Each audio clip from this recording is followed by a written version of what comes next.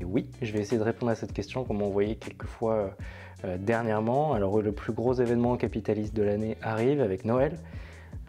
Et même si le coût de la vie est un peu plus cher en ce moment, on va pas se cacher, ça fait toujours du bien de se faire offrir un petit cadeau ou d'offrir des petites choses. Et donc voilà, je voulais vous partager quelques idées en parlant surtout de l'occasion pour montrer qu'on n'est pas obligé d'acheter du neuf. Et donc on peut aussi acheter moins cher, des choses très sympas. Bon, on va essayer de faire une petite vidéo très rapide, donc genre on lance un chrono de 5 minutes, voilà, et on va voir si on arrive à se maintenir. Et donc restez jusqu'à la fin de la vidéo puisque je garde ce que je pense le meilleur et le plus intéressant pour la fin.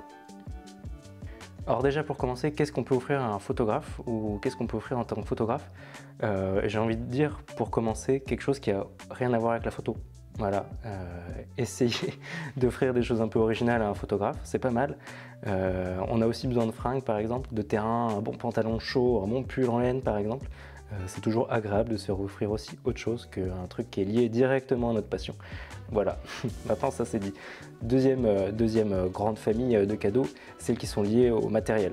Je vais essayer de proposer autre chose que des gros budgets. Évidemment, si vous avez les moyens et l'envie, vous pouvez offrir des boîtiers, des objectifs, tout ça se trouve d'occasion et c'est un super moment pour faire de bonnes affaires, notamment juste après Noël, avec de la revente de matériel. Il y a beaucoup d'occasions, de belles occasions à prendre. On va essayer de se focaliser plutôt sur un budget 20-100 euros, max 150. Vraiment, c'est déjà un bon budget de cadeau, hein, 150 euros quand même. Donc c'est pour les gros cadeaux. Ok, on va commencer par du classique. C'est les courroies et les clips pour se balader. Une courroie solide, ça permet de ne pas casser du matériel, donc de le garder plus longtemps. Et pareil pour le clip. Et moi, je vous conseille la marque Peak Design. Donc je vous montre tout de suite un produit. Et je trouve que c'est vraiment du très très bon matériel et c'est vraiment à avoir quand vous faites de la photo dehors. Et c'est peut-être le seul matériel neuf que je vous conseillerais dans cette vidéo. Je crois que ça se trouve d'occasion, mais un peu difficilement. Peut-être moins pour les courroies, mais voilà. Alors je vous montre. Donc ça c'est mon sac à dos.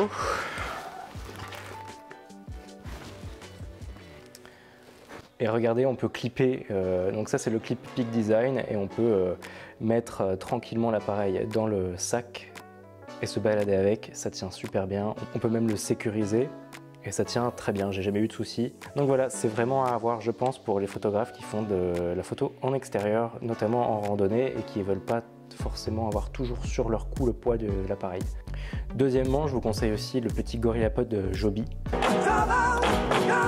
Qui coûte pas très cher, qui se trouve aussi et très souvent d'occasion. Donc quand je dis d'occasion, allez vite sur Le Bon Coin évidemment, sur des Facebook Marketplace, sur des groupes Facebook notamment de matériel photo. Il y a beaucoup de choses qui se trouvent pour pas très cher. Voilà.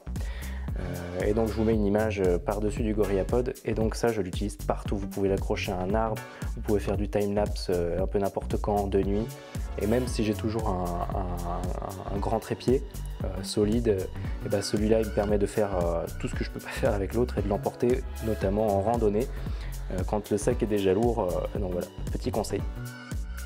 Bon là c'était un peu le mainstream pour tous les photographes en fait.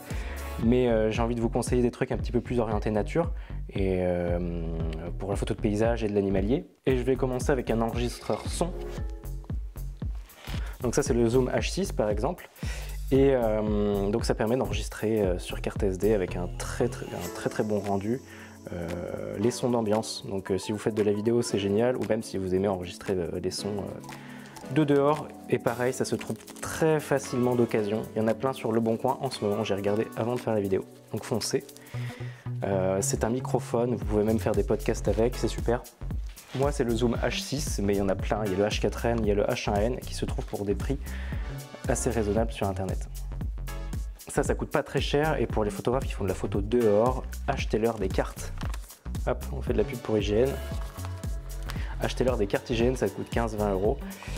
Et ça permet de ne pas se perdre sur le terrain quand il n'y a plus de réception GPS. Et donc moi je l'utilise tout le temps quand je fais du repérage pour de l'animalier. Ça permet de mettre des croix, de suivre des chemins. Enfin, c'est un peu, on dirait un peu un retour en arrière, mais en fait quand on fait de la randonnée en montagne, on sait très bien que c'est toujours à avoir. En fait, il faut toujours avoir une bonne carte IGN sur soi. Et donc voilà un petit cadeau à faire qui coûte pas très cher.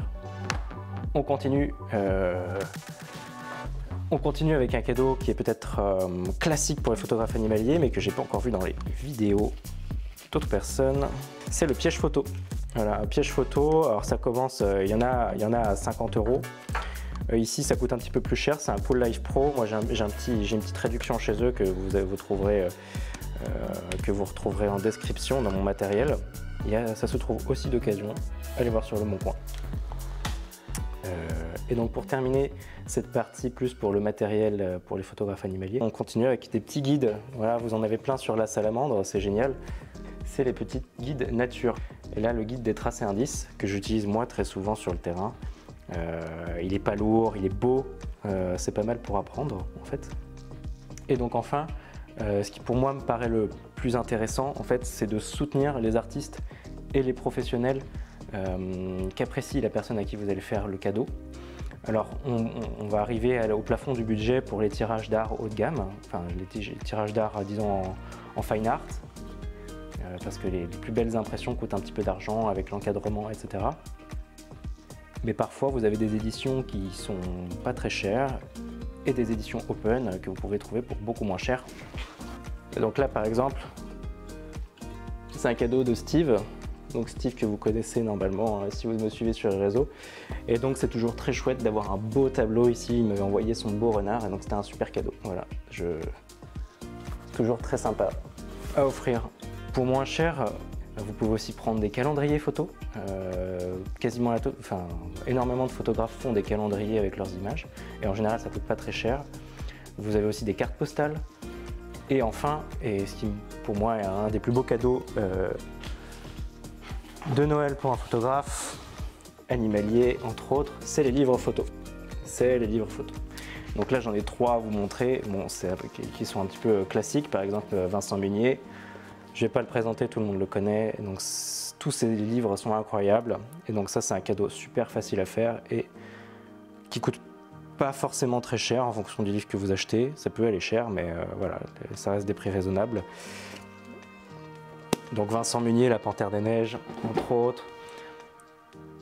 Moi, j'avais déjà reçu à Noël le livre d'Antonin Charbouillot et Le loup continue de courir dans les forêts d'Alaska, qui était superbe aussi. Voilà.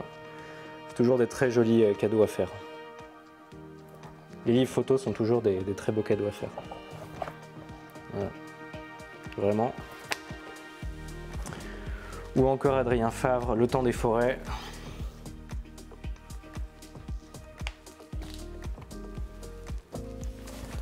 Voilà, encore un super livre. Encore un super livre. Il y a le livre de Jérémy Villet aussi que je vous conseille d'acheter, que je n'ai pas encore. Voilà. Donc ça, c'est des cadeaux qui ne coûtent pas forcément très cher et qui peuvent faire plaisir aux photographes. Donc voilà, l'idée c'était pas de faire une vidéo super longue en vous montrant tout ce qui peut être intéressant, mais c'est de vous donner quelques directions. N'hésitez pas vous à mettre un petit peu vos bons plans. Si vous avez des chouettes idées, n'hésitez pas à en proposer en commentaire, ça me fera beaucoup plaisir de lire ça et puis vous en donnerez aussi aux autres. Je remercie toutes les personnes qui m'ont déjà soutenu financièrement, par exemple par l'achat de calendrier. Je mets tous leurs noms maintenant en fin de vidéo pour les remercier. Donc, merci à toutes et à tous. Je viens aussi d'ouvrir un Tipeee. J'ai pas de grosses ambitions, mais voilà, si vous voulez avoir une carte postale, un tirage ou un calendrier l'an prochain, grâce à ce soutien, c'est possible. Et je vous remercie de m'avoir écouté. J'espère que je vous ai donné des idées. Je ne sais pas si on a dépassé les 5 minutes, ça va dépendre du montage. Et voilà, j'espère que ça aura été assez rapide pour vous et à très bientôt pour une nouvelle vidéo. Salut!